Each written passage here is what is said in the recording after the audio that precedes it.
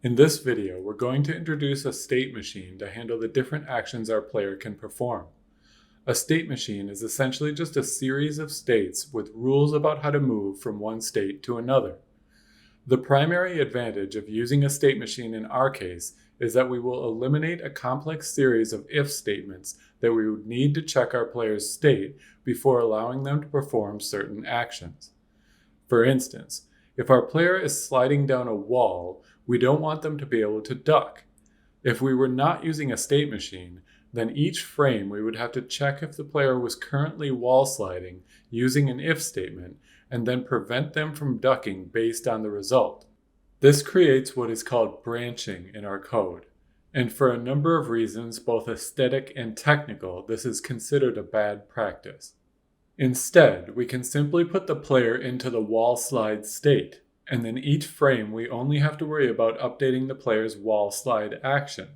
You will notice that at first, the setup for the state machine will seem much more complicated than simply using if statements, but as our number of states grows, this approach will become much cleaner. You might even want to look at the state machine when we're done and try to compare it to the code you would need to implement the same behavior using if statements. You will quickly find a tangled mess with a lot of repeated code, which is one of the best signs that you're doing something wrong when coding. Alright, let's get started by defining a simple struct called input info.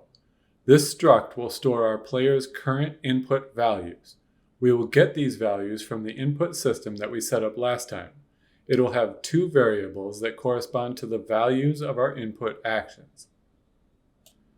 We are now going to create a script that defines the base class that all of our players' states will inherit from. Let's create a new folder called Player States in our scripts folder, and inside that folder we will create a script called Player State.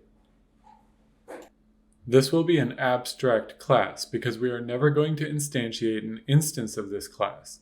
It'll simply serve as the template for all of the other states. The first thing the player state needs is a reference to the player, because the states will need to make changes to the player to act as a controller. We are going to define this variable as protected so that the states that inherit from player state will have access to it. We are also going to define a protected variable to hold the player's input info. Now, let's define a constructor for the base class that takes in a reference to the player as a parameter. We will then assign this parameter to our protected variable. We actually want our input info struct to be a Unity component for reasons that we'll see shortly. So let's go back and change it from a struct to a class that inherits from monoBehavior. Now we can use the player reference to grab the input info component, which we will attach to our player in a moment. Let's also fix the capitalization of our player variable because it's customary to use title case for protected variables. Now we can begin defining a series of virtual methods that all of our player states will have access to. We are going to define them as virtual instead of abstract because some states will not need all of these methods. If we define them as virtual and give them an empty body, then the states that inherit from this base class will not need to provide their own implementation. These next methods will be used by the input system to set the input values for our player. In this case, we will provide a body because all of the inherited classes will need to at least set the values. We'll see soon that some of the states need to do more than this, but every state needs to at least do this step. Let's open up our player prefab so that we can attach the input info component to the player. This is why we wanted to define the input info as a monoBehavior component. This way we can view its values easily in the player's inspector to help us debug the player's input. We'll drag it right up below the player script so that it's always easy to see. Now let's open up the player script again so that we can give the player a reference to a player state. We will call this state, and we will define it as an auto property with a public getter and a private setter. This is the beginning of our state machine. We will be able to assign different player states to this property in order to control which state the player is currently in. We'll now create one more script which will define an enum that will hold all of the names of our players' states. We will use these enum values as keys to look up our states. For now, we'll include just the name of the first state that we will build, the move state. We are now going to begin building our first concrete player state. We will first create a new script called move state in our player states folder, and then we will build out the framework for our state machine. The move state class will inherit from player state, so we'll need to define a constructor that takes in the player as a parameter, and then we'll pass on the player to the base class constructor. Now, let's return to the player script so we can begin building the basic foundation of our state machine, which will be managed by the player class. We'll start by including a player state type variable called state type, and then we'll define a dictionary that maps player state types to actual instances of each player state. Let's use the managed start method to instantiate this dictionary. In C#, it's possible to instantiate the members of a dictionary using an object initializer if we put the keys in square brackets. So we'll create an entry for our new move state, and we'll pass the player class to the state using the this keyword, which is a reference to the player class itself. You can see this if you hover over the keyword in Visual Studio. We will now introduce a public method that will let us set the current state of the player.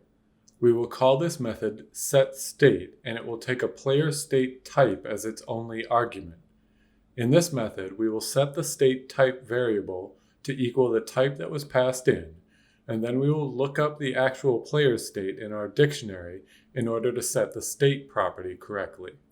Finally, we will call the Init method of the state we've just switched to, because this is the method that will do any initial setup that the state requires. Let's make use of this new method by setting the player's state to the move state in the start method. Let's introduce an override of the init method into our move state. We do not need to include a call to the base class version of the method because these are just empty methods in the base class. We will come back and add more to this method soon. But right now, let's go back and complete our input system. Remember, we left some comments to remind us of what needed to be added, and now we have the methods in place to finish this class. We can use the player reference to access its state property, and then within that state we have access to the input methods we defined for the player state base class. These methods will allow us to set the appropriate input values for our player's state. We will follow the comments to make the correct call for each condition. Now, we should be able to run the application and see our input info values being updated when we provide input either on the keyboard or the game controller. This is a great time to use the inspector to make sure you've got all of your input actions set up correctly. Now that we have the basic foundation of our state machine up and running, let's introduce a scriptable object that we can use to manage some of the settings and constants that our player controller will need. First, let's create a folder in resources called Settings. This is where we will put the actual instance of our settings object so that it can be loaded while the game is running. Then we will create a new script called Game Settings that we will use to define the scriptable object class that will allow us to create this settings object. You can think of the script as a template for creating the settings object. For instance, we might want to have a settings object for an easy mode and then create another for a hard mode. We would use this script as a template to create both of these objects, and then we could load the object with the correct settings after the player selected the mode. In order to create this template, our class needs to inherit from scriptable object. There is also an attribute called createAssetMenu that we can apply to the class that lets us define how our scriptable object will show up in the create menu when we go to create an instance of the settings. This attribute has two properties we will set. The first is called FileName, and it defines the default name our instance will have after we create it. And the second is MenuName, which defines the name we will see in the create menu when we go to make a new instance of our settings object. We will now define some of the constant values we will use throughout our game as variables in this scriptable object. Let's start by introducing two values that will control the strength of gravity for our controller. We will define a default value for gravity and then define a stronger value for gravity when the player is falling. Now, let's return to Unity and create an instance of our scriptable object. Remember to create it inside the settings folder that we made earlier. You will now find Game Settings as an option at the top of the Create menu. If you select the new object, you can see fields where we can edit the values we defined. Let's now go back to our player script and introduce some references to the different components we will need. We will define a reference to the animator component, a reference to hold the player's main collider, and a reference to its rigid body. Then we'll jump down to the Managed Awake method and we'll gather all of these resources in the usual way. All three of these components are attached directly to the player object, so we only need to use getComponent with the correct template parameters. Next, we will define a reference to the game settings object we just created using our scriptable object. Since this is a resource, we can load it by using a static method in the resource class called load, which takes a template parameter. We then provide the path to our file starting at the root of our resources folder. We are now going to extend the constructor of our player state by also passing in the game settings object. These states are not Unity components, so in order to give them easy access to the game settings, we will simply pass in the object when we construct them. After adding the reference to the player state base class, also be sure to update the move state class so its constructor has the right signature, and then go back to the player script so that we can supply the settings object while we construct the move state for the dictionary. We are now going to introduce some properties and methods that will allow us to update different aspects of our player. We will start by defining a property that returns the transform's position and another that returns the rigid body's velocity. We will then write two methods to set the position of the player.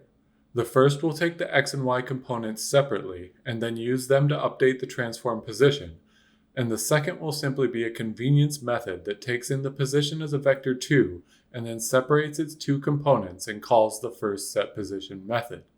This is a practice I often follow because in different scenarios they can both be helpful. We will also follow the exact same process to write methods to set the rigid body's velocity.